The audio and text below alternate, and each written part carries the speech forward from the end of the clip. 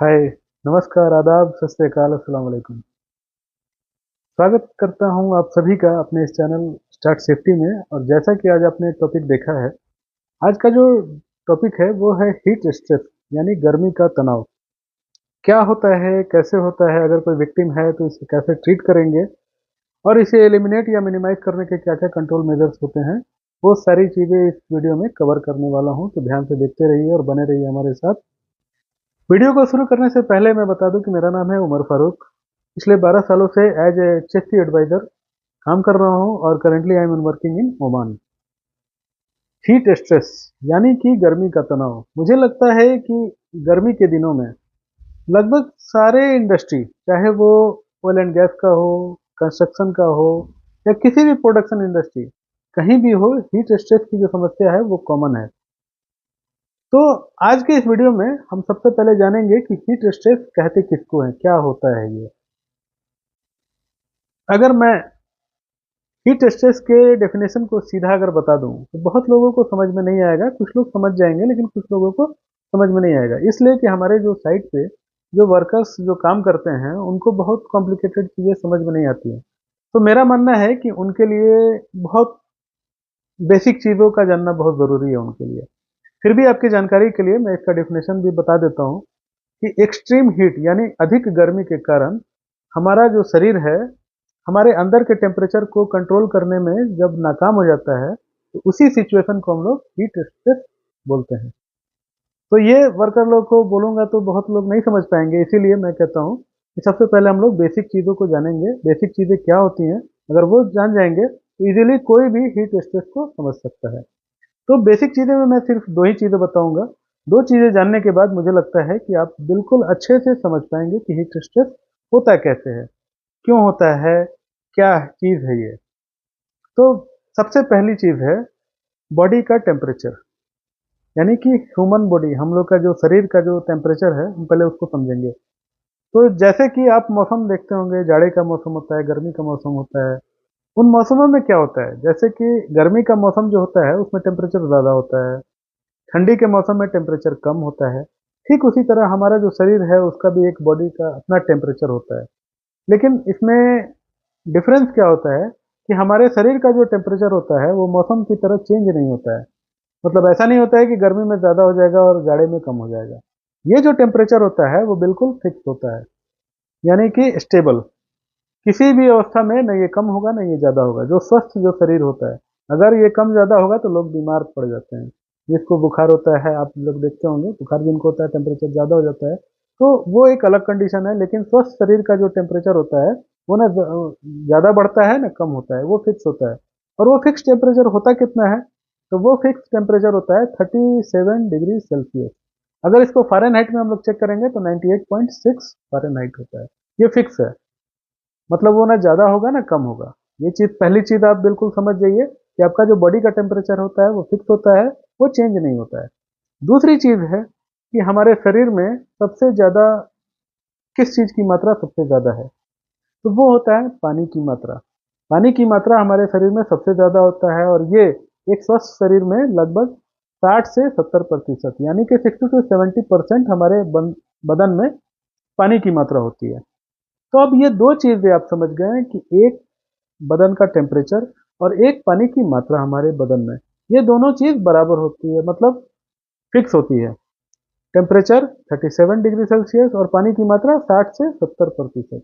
दो, अब ये दो चीज़ें आपको बिल्कुल समझ में आ गई और ये दो चीज़ें आपको मालूम हो गई। अब हम आगे बात करते हैं हीट स्ट्रेस पे। अब होता क्या है कि जब हम लोग गर्मी के दिनों में बाहर शेड में काम, मतलब जो शेड के बाहर हम लोग काम करते हैं, डायरेक्ट सन में काम करते हैं, या फिर वैसी जगह काम करते हैं जहाँ पे हीट सोर्स हो, यानी कि कहीं बॉयलर हो, यहाँ पे कोई भट्टी वगैरह हो, या फिर हीट सोर्स जो जनरेट करती है, ये जनरेटर के बगल में बैठ के काम कर रहे हैं, या फिर कोई वेसल्स हो।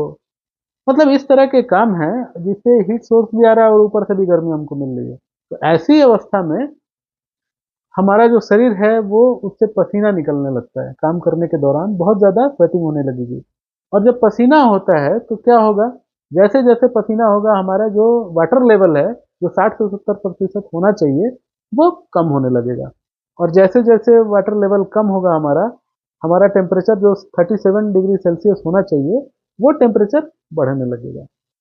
तो अब होता क्या है कि जैसे 37 से टेम्परेचर हमारा बढ़ेगा, जैसे कि फॉर एग्जांपल आप फ़ोन यूज़ करते हैं, अगर फ़ोन किसी भी कारण से अगर गर्म होना शुरू हो गया तो वो क्या होगा, वो एक टेम्परेचर के बाद वो हैंग हो जाएगा, यानी कि वो फंक्शन नहीं करेगा, काम नहीं करेगा। ठीक उसी तरह से हमारा शरीर भी है। अगर हमारा टेम्परेचर जो फिक्स होना चाहिए, जो 37 होना चाहिए, अगर उससे बढ़ता है टेम्परेचर तो ये हमारे शरीर के लिए ठीक बात नहीं है। यानी कि हम 40 से ऊपर जैसे टेम्परेचर जाएगा तो हमारा जो शरीर जो सिग्नल हमारे दिमाग को देता है वो सिग्नल देना बंद करेगा। और जैसे सिग्नल देना बंद करेगा तो हमारा दिमाग का जो कंट्रोल होता है हमारे बॉडी के ऊपर, वो कंट्रोल फेल हो जाएगा। यानी कि हम जो भी काम करते हैं उसका कंट्रोल हमारे दिमाग को होता है।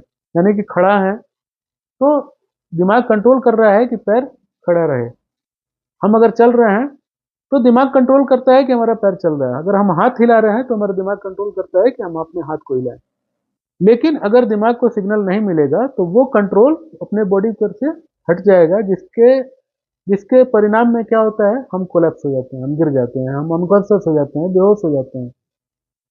तो ये चीज़ें होती है। अगर हीट स्ट्रेस से इफेक्टेड कोई आदमी है, यानी कि विक्टिम अगर गिर गया, तो सबसे पहले उसको शेडेड एरिया में लेके जाना है।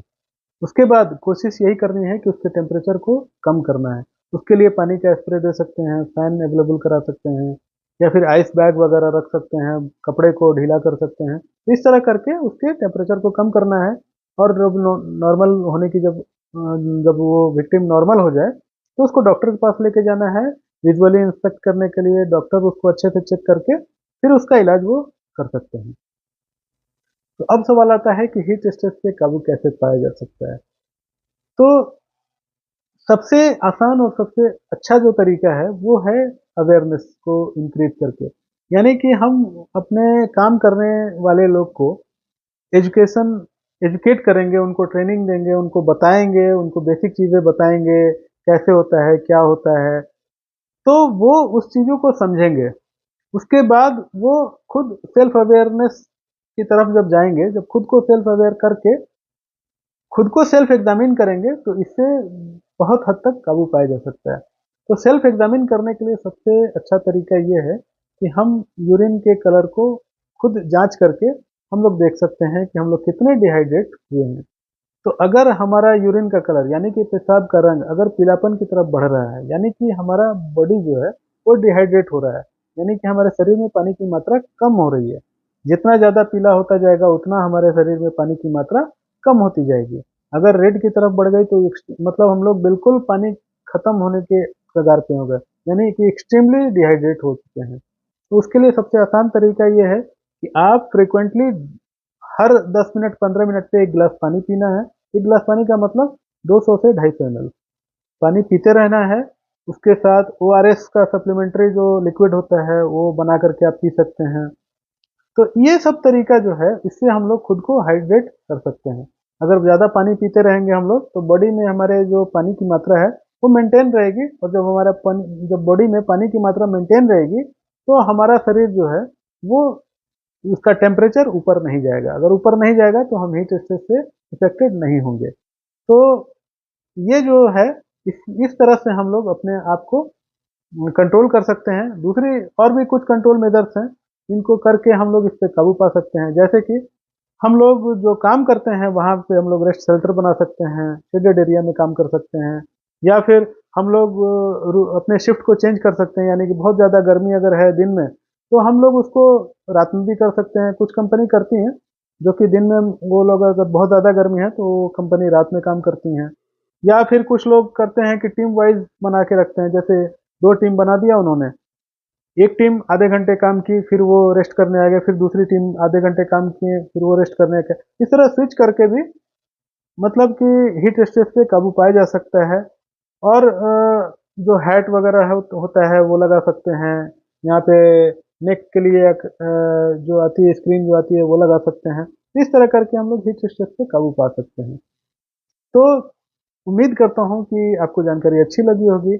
और अगर इस सब्जेक्ट से रिलेटेड आपके पास अगर कुछ है तो आप कमेंट कर सकते हैं। और वीडियो पसंद आया होगा तो लाइक शेयर सब्सक्राइब कीजिए। मिलते हैं अगले वीडियो में, तब तक के लिए नमस्कार।